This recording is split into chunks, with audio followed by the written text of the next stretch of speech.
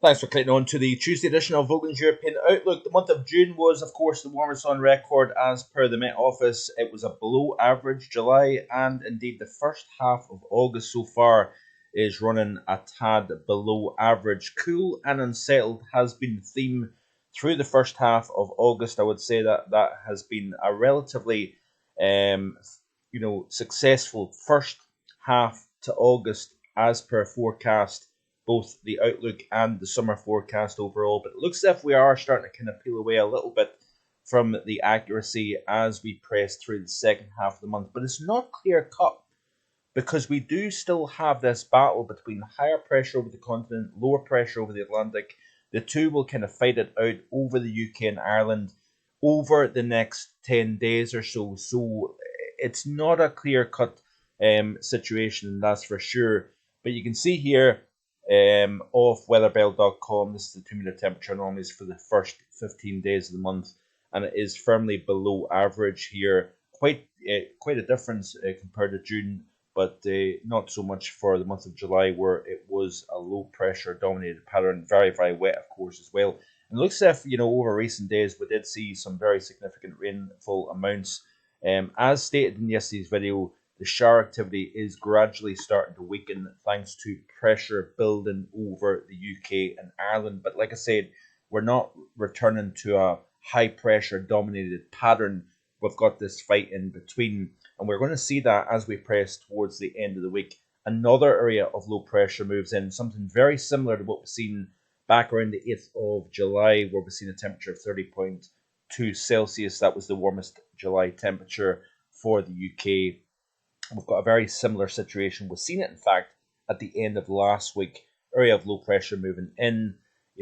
As the temperature was rising, the end game to that surge of warmth was very much, just a 24-hour, 36-hour period away. And it will be the same or similar towards the end of this week. It's a very repetitive kind of pattern, really. This is weekend, fifth or sixth in a row where, generally speaking, low pressure has been the dominant player. Folks, that's the majority of this summer, really, or certainly since the second half of June anyway. July and indeed the first half of August has very much been a very unsettled theme overall. Now, looking at the GFS ensemble, this is where I say the accuracy of the forecast may start to kind of weaken a little bit, and it's because we have got a front-running 5-day period. Very warm across the continent. By the way, these are the current temperatures here over Europe, and you can see some very significant warmth. The warmest temperatures of the year so far in parts of Poland. We've got the widespread 30s over eastern portions of Europe. Relatively cool across the north of Scandinavia, but I suppose it's probably kind of average temperatures really. The UK as well. We've got upper teens in the north, low 20s in the south here, and of course Iberia, France, we've got some fairly warm temperatures. There is some signals, by the way. We could see some very, very hot conditions developing over the near continent as we press through the next week or so here, because we've got a front run in 5 days well above average. The core of that warmth actually being over the Baltic region, Poland, into western Ukraine.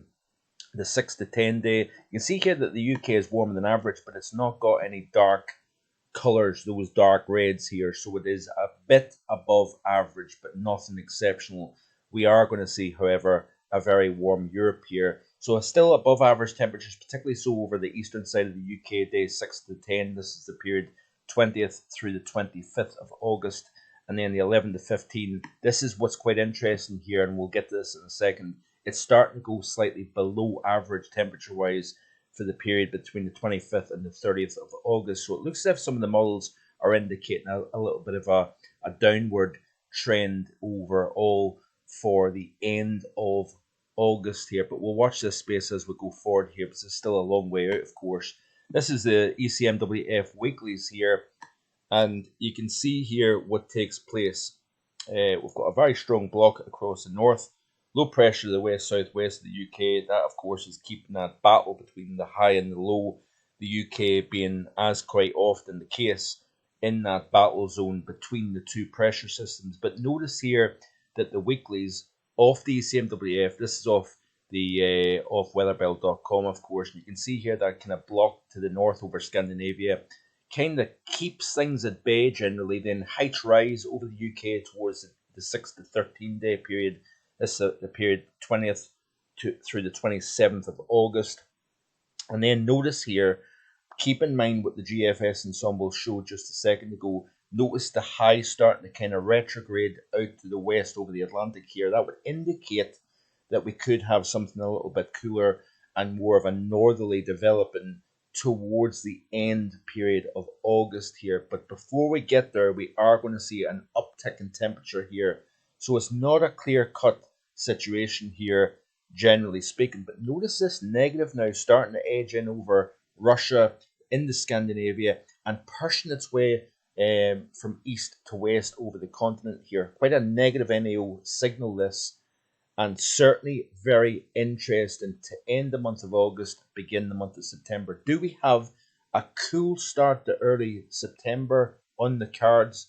It's possible, because if you look at the GFS ensemble, you can see here that it is indicating that we have got a similar situation. If we look at the upper dynamics here and look at the 500 millibar potential pattern here, so this is the very end of August, and we've got that negative over the UK and Ireland here. Is it showing below above average precipitation?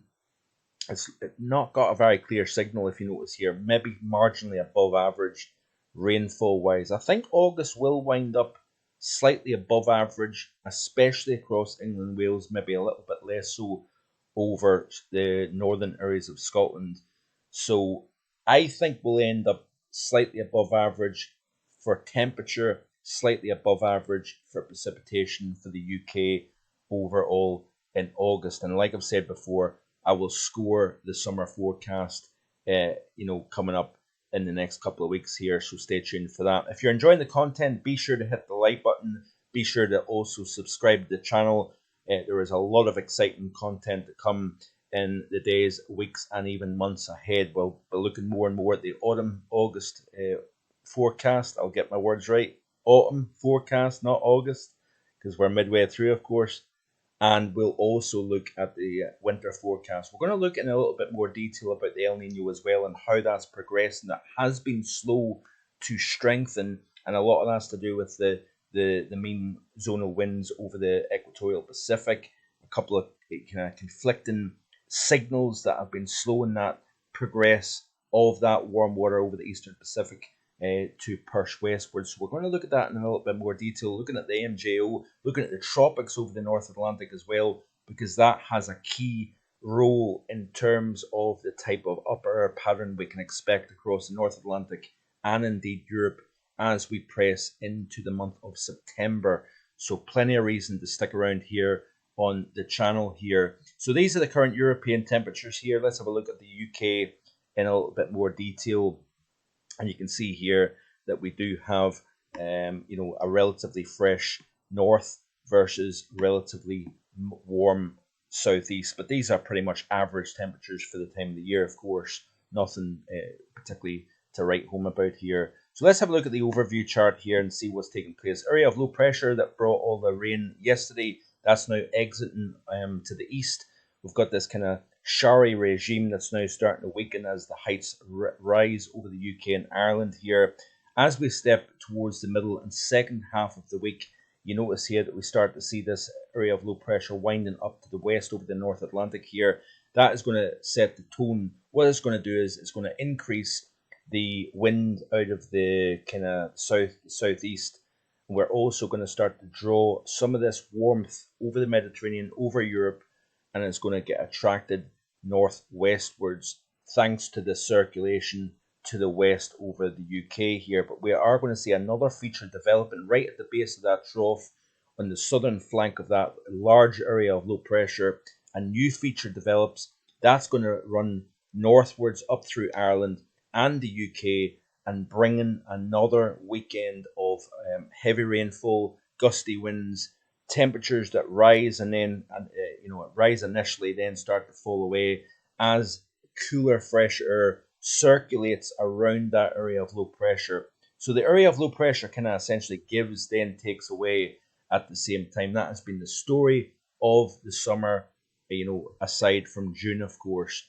And then you can see here that we've got more areas of low pressure trying to fight. We've got this kind of northwest to southeast divide. We've got a fairly strong area of low pressure, if you notice here, by the time we reach the end of the weekend, just not that far from the southeast of the UK here. We've got a kind of southwesterly wind flow, and of course weather systems trying to run around the edge of that area of high pressure over the near continent. Let's have a look at the 850 temperatures, and you can see what's taking place with regards to the air mass that we're generally dealing with. Back to the here and now, you see here that we've got relatively fresh conditions in the wake of that area of low pressure that brought all the rain yesterday. Then as we push towards the middle portion of the week, we start to see the temperatures rising here. There's that area of low pressure circulating some of that heat out of Iberia, and then it starts to lift northwards as we push towards the end of the week. Notice here the GFS isn't quite as bullish in drawing up any kind of real bona fide warmth, i.e. 15 or 20 Celsius isotherm at 850. It's not really showing that here, but we've got modestly warm conditions that will be building. 28, possibly 29 is on offer towards the end of the week. And then it's as we push towards the early portion of next week, there's that real bona fide warmth, the 15 Celsius isotherm, even the 20 Celsius isotherm is being shown by the latest run of the GFS here towards Monday and Tuesday of next week here. But remember what I showed you with the long-term models indicating a very cool, very final end game to the month of August here. So we kind of see this warmth developing, and then is it going to hold on for any length of time, maybe for a few days, before cooler air at 850 comes crashing down to end the month of August here. So it's all to play for. Quite a complex weather pattern really overall actually. Low pressure never too far away. High pressure knocking the door. It looks as if what one is going to win out. That is the big question, of course. How warm are we going to get this August here? We're certainly flirting with major heat, but does it really make it onto our shores? That is going to be the question. So stay tuned to here on marfoganweather.com. I appreciate your view and your comments. Keep writing your comments. Let me know what you think of the content. Let me know what you think of the summer, the type of situation that we've got at the moment, and even what we've got coming up later down the road as well. So see you again tomorrow, and enjoy the rest of your Tuesday. Bye for now.